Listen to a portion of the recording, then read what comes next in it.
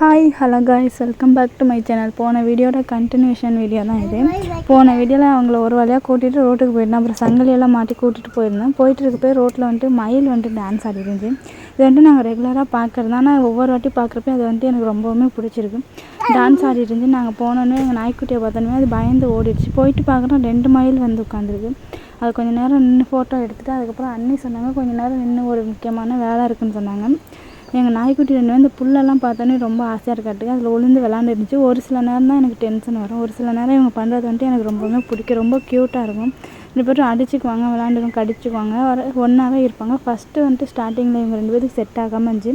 இப்போ வந்துட்டு ரொம்பவே நல்லா செட் ஆகிடுச்சு. அதுக்கப்புறம் அண்ணி நிற்க சொன்னாங்க. என்னான்னு கேட்டால் வாய்க்கால் ஓரமாக ஒரு வாழை மரம் உளுந்து கிடக்கு. அதில் வாழைக்காய் வந்துட்டு ரொம்ப பெருசாக இருக்குது, பறிச்சுட்டு போகலாம், பொரியல் பண்ணி சாப்பிட்லான்னு சொன்னாங்க.